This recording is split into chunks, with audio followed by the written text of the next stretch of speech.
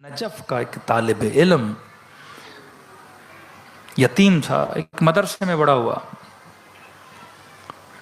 Daily جاتا تھا حرم امیر المومنین میں۔ کھانسی کا مرض تھا، اسے بہت کھانستا تھا، زخم تھا اس کے سینے میں۔ کہتا ایک دفعہ صبح صبح امیر المومنین کی زیارت کر کے جب واپس مدرسے کی طرف آ رہا تھا تو مدرسے کے ساتھ میں کوئی گھر تھا، کہہ رہا توجہ نہیں تھی میری، اچانک دیکھا کہ ایک جوان لڑکی اس گھر کے اندر گئی۔ کہتا ایسے ہی اتفاقاً میری نگاہ اس کے چہرے پہ پڑ گئی۔ اب جوان آدمی، فارسی میں کہتے ایک نگاہ نہ صد نگاہ، ایک نگاہ نہیں 100 نگاہ اس کا عاشق ہو گیا۔ اب زیارت پہ جا رہا ہے، اس کو مزہ نہیں آ رہا، ایک دن 2 دن بے چین۔ اب کیونکہ نیک تھا، ڈیلی جا رہا ہے امیر المومنین کے حرم میں کہ مولا جوان ہوں، شادی کے قابل ہوں، شادی کرنی ہے تو اسی خاتون سے۔ مدرسے آیا، اپنے استاد کو بولا۔ اب کسی چیز کا اچھا لگنا، پسند آنا یہ بری بات نہیں ہے، لیکن اس چیز کے حصول کے لیے میں نے حلال راستہ اختیار کرنا ہے، حرام راستہ نہیں اختیار کرنا۔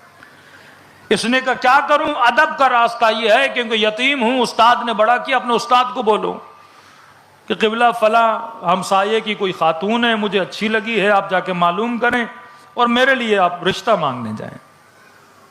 استاد نے کہا ٹھیک ہے جوان، کوئی بات نہیں، میں رشتہ مانگنے جاتا ہوں۔ یہ ہے حلال طریقہ۔ حرام طریقہ کیا ہے کہ جوان سیدھا فیس بک پہ چلا جائے کہ ماما اور چاچا کو کیوں بھیجوں جب فیس بک ہے تو،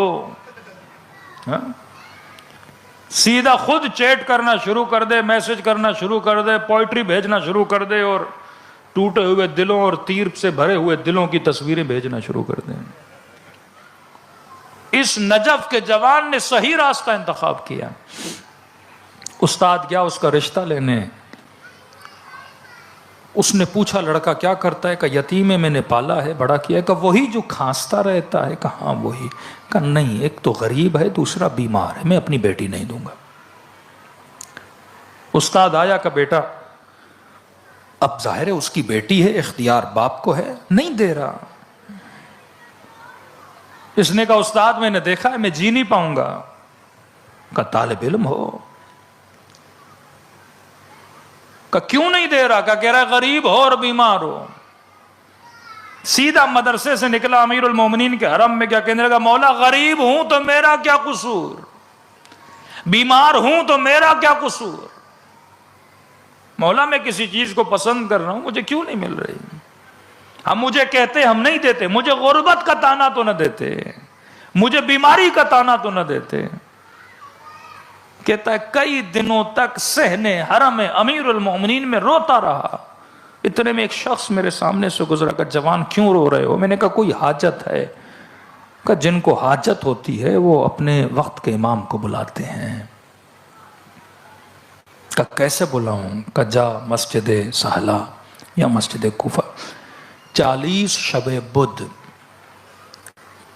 امام زمانہ سے التجا کر۔ کہتا غریب طالب علم تھا، میں نے 40 شب بدھ روزہ رکھتا تھا اور مسجد میں جاتا تھا، نماز امام زمانہ پڑھتا تھا اور امام کو بلاتا تھا۔ کہتا جب آخری شب بدھ آئی، بے انتہا سردی کا موسم، غربت اتنی تھی، تھوڑی سی چائے روٹی کے 2 ٹکڑے لے کے مسجد گیا۔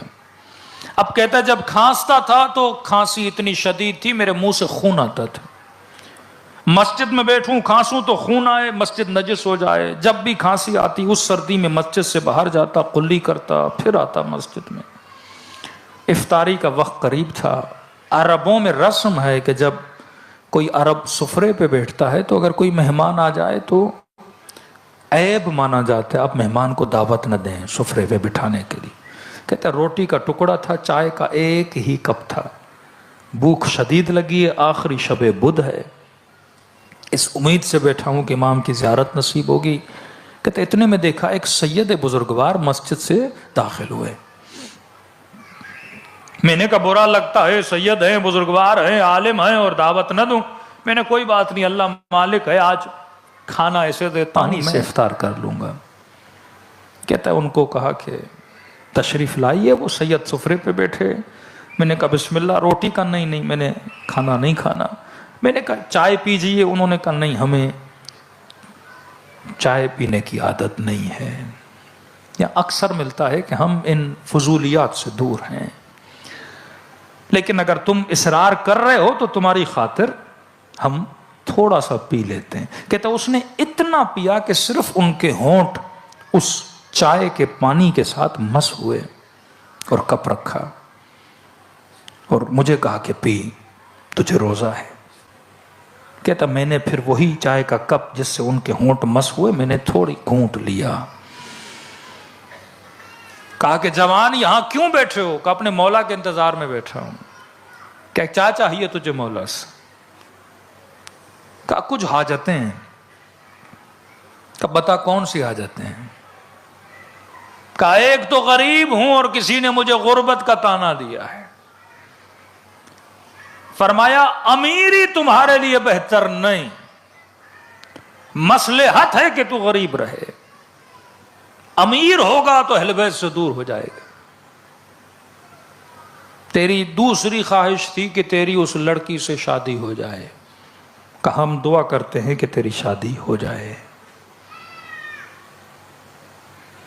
اور تیری تیسری خواہش تھی کہ تو بیمار ہے، تو کھانستا بہت ہے، اللہ نے تجھے شفا دے دی ہے۔ کہ یہ کہہ کر وہ اٹھ کے چلے گئے۔ چند دنوں کے بعد متوجہ ہوا کہ ان کو میری دو اور خواہشوں کا پتہ کیسے چلا۔ وہیں متوجہ ہوا کہیں یہ میرا امام زمانہ تو نہیں تھا۔ کہتے اب جب نظروں سے اوجھل ہوئے اور وہ چہرہ جسے میں نے دیکھا تھا، اتنی مجھے محبت ہو گئی اس چہرے سے کہ وہ جو چہرہ دیکھا تھا اب وہ میں بھول گیا۔ اب کہنے لگا کہ پروردگارہ تینوں خواہشیں نہیں چاہیے، بس دوبارہ یہ چہرہ مجھے دکھا دے۔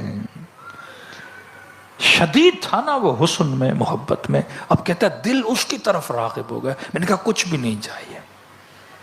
کہتا ہے سیدھا حرم امیر المومنین میں گیا، اتنا رویا کہ مولا آئے بھی میں نے پہچانا نہیں، میرے ساتھ بیٹھے میں نے پہچانا نہیں، پتا ہوتا ہاتھوں کا بوسہ لیتا، چہرے کا بوسہ لیتا۔ کہتا مولا اپنے ساتھ مجھے لے جائیے۔ کس دنیا کو لے کر بیٹھا تھا، اور امام تھے، امام سے امام کو نہیں مانگا۔ کہتا ہے حرم امیر المومنین سے روتا ہوا واپس آ رہا تھا، میں نے اتنے میں محسوس کیا کہ جوان تیری کھانسی کو کیا ہوا؟ کہتا محسوس کیا کہ مجھے تو کب کی شفا مل گئی۔ یہ شفا اسی چائے میں تھی جس سے امام نے اپنے ہونٹوں کو مس کیا تھا۔ کہتا اپنے حجرے میں گیا، زار و قطار رونے لگا کہ اللہ دوبارہ زیارت کرا، اللہ دوبارہ زیارت کرا۔ اتنے میں حجرے کے دروازے پہ دستک ہوئی، دروازہ کھولا، ایک بوڑھا شخص میرا نام لیا کہ فلاں، کہاں فلاں؟ کہا کہ تم کھانس نہیں رہے؟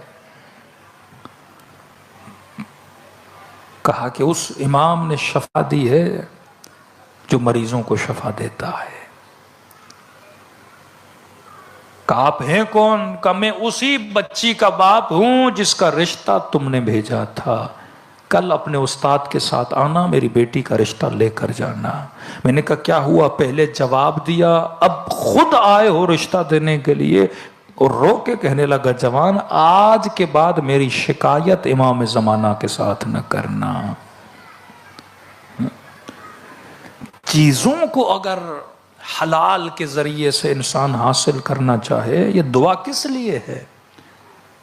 دروازے راز و نیاز کس لیے ہے؟ نماز حاجت کس لیے ہے؟ دعائے توسل کس لیے ہے؟